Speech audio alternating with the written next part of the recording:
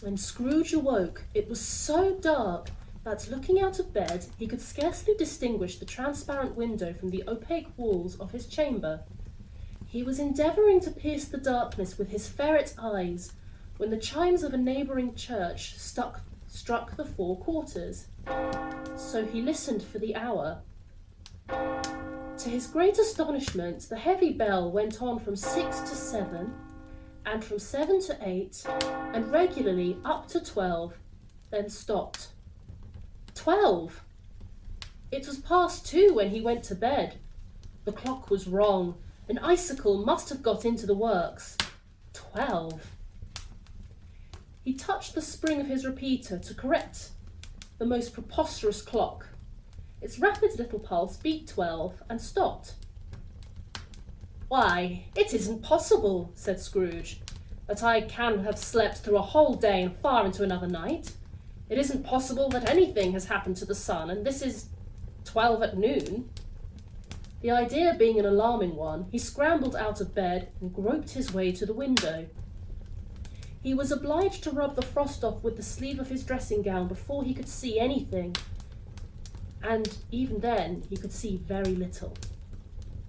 All he could make out was that it was still very foggy and extremely cold, and that there was no noise of people running to and fro and making a great stir, as there unquestionably would have been if night had beaten off bright day and taken possession of the world.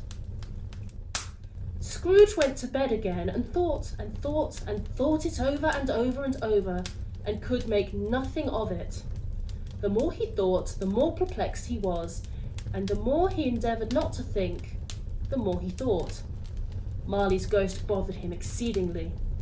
Every time he resolved within himself, after mature inquiry, that it was all a dream, his mind flew back again like a strong spring released to its first position, and presented the same problem to be worked all through. Was it a dream or not? Scrooge lay in this state until the chime had gone 3/4 more, when he remembered, all of a sudden, that the ghost had warned him of a visitation when the bell tolled 1. He resolved to lie awake until the hour was past, and, considering that he could no more go to sleep than go to heaven, this was perhaps the wisest resolution in his power. The quarter was so long that he was more than once convinced he must have sunk into a doze unconsciously and missed the clock.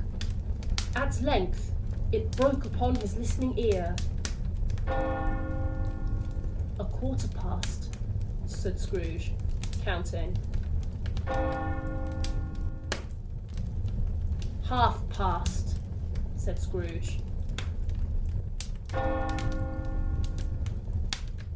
"A quarter to it," said Scrooge.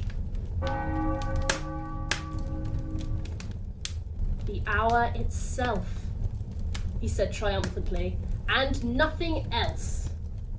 He spoke before the hour bell sounded, which it now did with a deep, dull, hollow, melancholy whine. Lights flashed up in the room upon the instant, and the curtains of his bed were drawn. The curtains of his bed were drawn aside, I tell you, by a hand.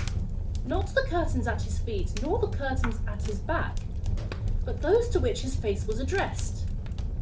The curtain of his bed was drawn aside, and Scrooge, staring up into a half-recumbent attitude, found himself face to face with the unearthly visitor who drew them. It was a strange figure, like a child, yet not so like a child as like an old man, viewed through some supernatural medium, which gave him the appearance of having receded from the view and being diminished to a child's proportions. Its hair, which hung about its neck and down its back, was white as if with age, yet the face had not a wrinkle in it, and the tenderest bloom was on the skin. The arms were very long and muscular, the hands the same, as if its hold were of uncommon strength. Its legs and feet, most delicately formed, were, like those upper members were, bare. It wore a tunic of the purest white, and round its waist was bound a lustrous belt, the sheen of which was beautiful. It held a branch of fresh green holly in its hand, and, in singular contradiction of that wintry emblem, had its dress trimmed with summer flowers. But the strange thing about it was that from the crown of its head there sprung a bright clear jet of light, by which all of this was visible, and which was doubtless the occasion of its using, in its duller moment, a great extinguisher for a cap, which it now held under its arm. "Are you the spirit, sir, whose coming was foretold to me?" asked Scrooge. "I am." The voice was soft and gentle, singularly low, as if instead of being close to him, it were at a distance. "Who and what are you?" Scrooge demanded. "I am the ghost of Christmas past." "Long past?" inquired Scrooge, observant of its dwarfish stature. "No, your past." Perhaps Scrooge could not have told anybody why, if anybody could have asked him, but he had a special desire to see the spirit in his cap, and begged him to be covered. "What?" exclaimed the ghost. "Would you so soon put out with worldly hands the light I give? Is it not enough that you are one of those whose passions made this cap, and forced me through whole trains of years to wear it low upon my brow?" Scrooge reverently disclaimed all intention to offend, or any knowledge of having wilfully bonneted the spirit at any period of his life. He then made bold to inquire what business brought him there. "Your welfare," said the ghost. Scrooge expressed himself much obliged, but could not help thinking that a night of unbroken rest would have been more conducive to that end. The spirit must have heard him thinking, for it said immediately, "Your reclamation, then. Take heed." It put out its strong hand as it spoke, and clasped him gently by the arm. "Rise, and walk with me." It would have been in vain for Scrooge to plead that the weather and the hour were not adapted to pedestrian purposes, that bed was warm and the thermometer a long way below freezing, that he was clad but lightly in his slippers, dressing gown and nightcap, and that he had a cold upon him at that time.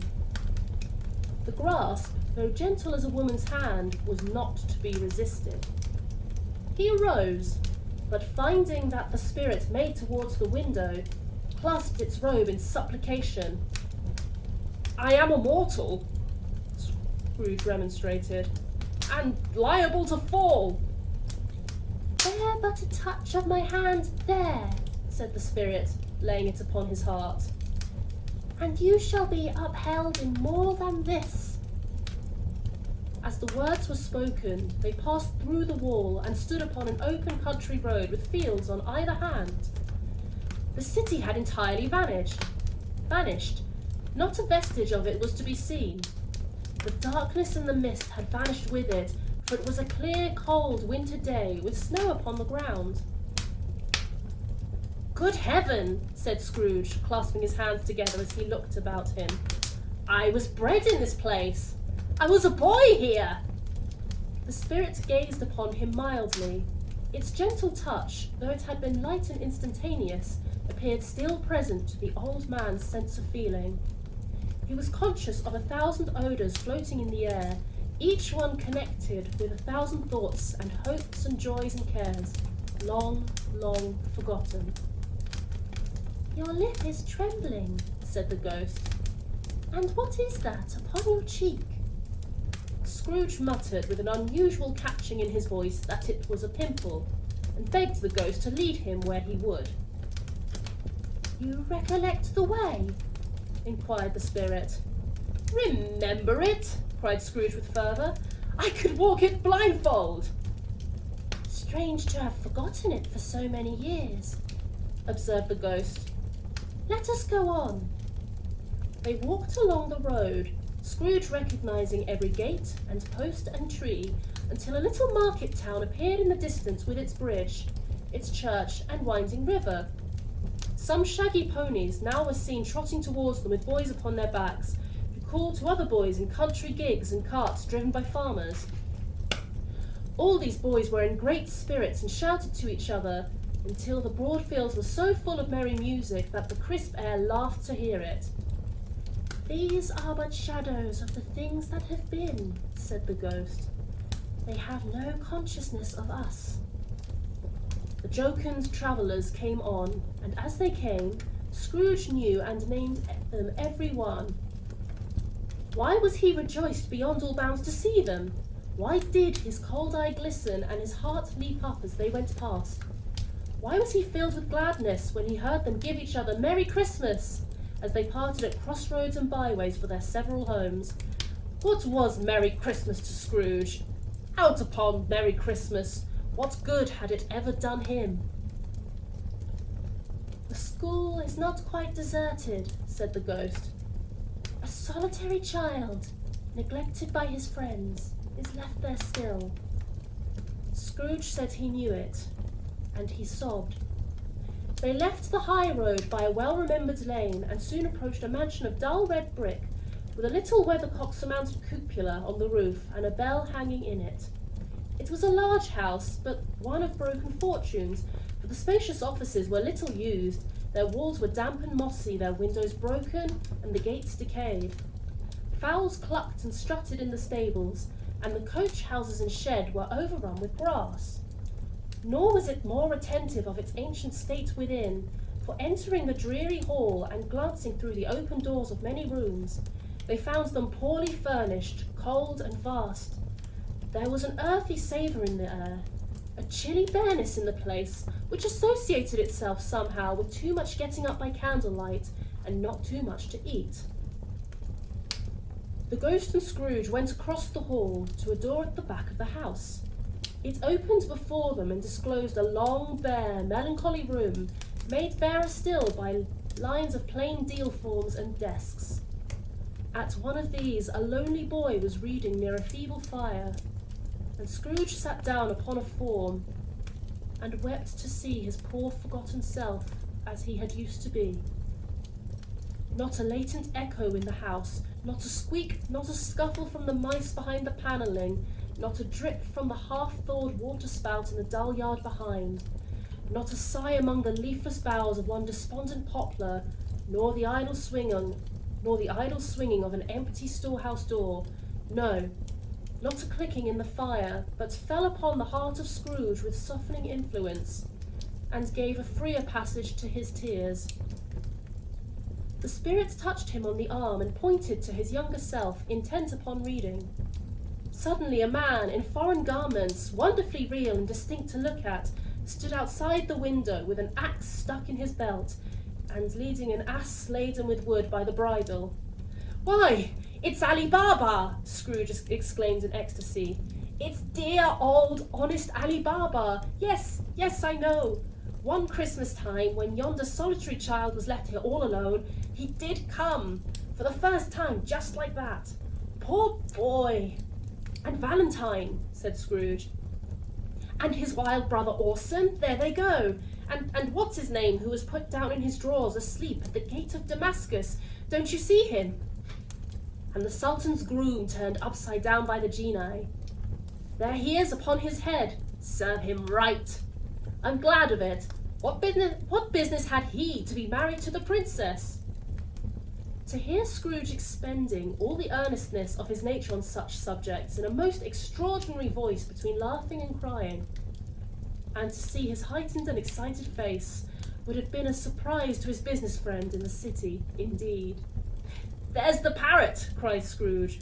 "Green body and yellow tail, with a thing like a lettuce growing out of the top of its head. There he is. Poor Robin Crusoe, he called him, when he came home again after sailing round the island. Poor Robinson Crusoe, where have you been, dear Robin Crusoe?" The man thought he was dreaming, but he wasn't. It was the parrot, you know. There goes Friday, running for his life to the little creek. "Hello! Whoop! Hello!" Then, with a rapidity of transition very foreign to his usual character, he said, in pity for his former self, "Poor boy," and cried again. "What is the matter?" asked the spirit. "Nothing," said Scrooge. "Nothing. There was a boy singing a Christmas carol at my door last night. I should like to have given him something, that's all." The ghost smiled thoughtfully and waved its hand, saying as it did so, "Let us see another Christmas." Scrooge's former self grew larger at the words, and the room became a little darker and more dirty. The panels shrunk, and the windows cracked. Fragments of plaster fell out of the ceiling, and the naked laths were shown instead. But how all this was brought about, Scrooge knew no more than you do. He only knew that it was quite correct, that everything had happened so, that there he was, alone again, when all the other boys had gone home for the jolly holidays. He was not reading now, but walking up and down despairingly. Scrooge looked at the ghost, and with a mournful shaking of his head, glanced anxiously towards the door. It opened, and a little girl, much younger than the boy, came darting in, and threw her arms about his neck, and often kissing him, addressed him as her dear, dear brother.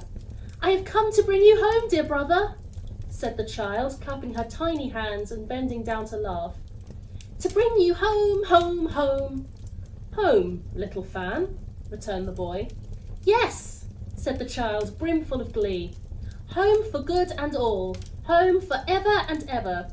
Father is so much kinder than he used to be. That home's like heaven. He spoke so gently to me one dear night when I was going to bed that I was not afraid to ask him once more if you might come home. And he said, yes, you should, and sent me in a coach to bring you. And you're to be a man," said the child, opening her eyes, "and are never to come back here. But first, we're to be together all the Christmas long and have the merriest time in the world." "You are quite a woman, little Fan," exclaimed the boy. She clapped her hands and laughed and tried to touch his head, but being too little, laughed again and stood on tiptoe to embrace him. Then she began to drag him in her childish eagerness towards the door, and he, nothing loth to go, accompanied her. "Always a delicate creature, whom a breath might have withered," said the ghost, "but she had a large heart." "So she had," cried Scrooge. "You're right, I will not You're right, I will not gainsay it, spirit. God forbid." "She died a woman," said the ghost, "and had, as I think, children." "True," said Scrooge. "One child." "Your nephew," said the ghost. Scrooge seemed uneasy in his mind and answered briefly, "Yes." Although they had been but that moment left the school behind them, they were now in the busy thoroughfares of a city where shadowy passengers passed and repassed, where shadowy carts and coaches battled for the way, and all the strife and tumult of the real city were. It was made plain enough by the dressing of the shops that here too it was Christmas time again, but it was evening, and the streets were lit up. The ghost stopped at a certain warehouse door and asked Scrooge if he knew it. "Know it?" said Scrooge. "I was apprenticed here." They went in. At sight of an old gentleman in a Welsh wig sitting behind such a high desk that, if he had been 2 inches taller, he must have knocked his head against the ceiling, Scrooge cried in great excitement, "Why, it's old Fezziwig! Bless his heart, it's Fezziwig alive again!" Old Fezziwig laid down his pen and looked up at the clock, which pointed to the hour of 7. He rubbed his hands, adjusted his capacious waistcoat, laughed all over himself from his shoes to his organ of benevolence, and called out in a comfortable, oily, rich, fat, jovial voice, "Yo-ho there! Ebenezer!" Scrooge's former self, now grown a young man, came briskly in, accompanied by his fellow apprentice. "Wow, Dick Wilkins, to be sure," said Scrooge to the ghost. "Bless me, yes, there he is. He was very much attached to me. Dear, dear." "Yo-ho, my boys," said Fezziwig. "No more work tonight. It's Christmas, Ebenezer. Let's have the shutters up," cried old Fezziwig with a sharp clap of his hands. before a man can say, Jack Robinson. You wouldn't believe how these fellows went at it. They charged into the street with the shutters, 1, 2, 3, had them up in their place, 4, 5, 6, barred them and pinned them, 7, 8, 9, and came back before you could have got to 12, panting like racehorses. Hilly-ho! Cried old Fezziwig, skipping down from the high desk with wonderful agility. Clear away, my lads, and let's have lots of room here. Cheer up, Ebenezer. Clear away. There was nothing they wouldn't have cleared away or couldn't have cleared away with old Fezziwig looking on. It was done in a minute. Every movable was packed off, as if it were dismissed from public life for evermore. The floor was swept and watered, the lamps were trimmed, fuel was heaped upon the fire, and the warehouse was as snug and warm and dry and bright as a ballroom as you would desire to see upon a winter's night. In came a fiddler with a music book, and it went up to the lofty desk and made an orchestra of it, and tuned like 50 stomach aches. In came Mrs. Fezziwig, one vast substantial smile. In came the 3 Miss Fezziwigs, beaming and lovable. In came the 6 young fellows whose hearts they broke. In came all the young men and women employed in the business. In came the housemaid with her cousin, the baker. In came the cook with her brother's particular friend, the milkman. In came the boy from over the way, who was suspected of not having board enough from his master, trying to hide himself behind the girl from next door, but one who was proved to have had her ears pulled by her mistress.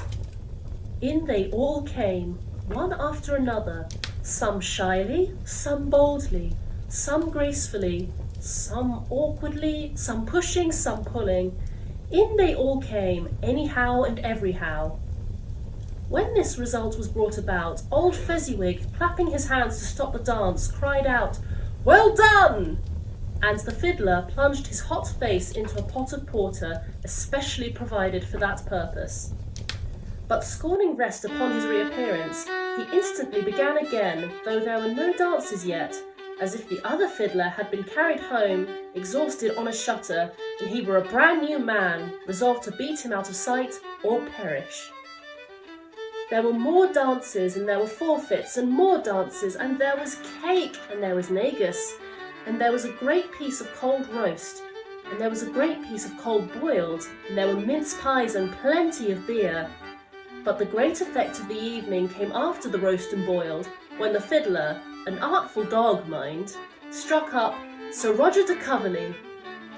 Then old Fezziwig stood out to dance with Mrs. Fezziwig. Top couple too, with a good stiff piece of work cut out for them.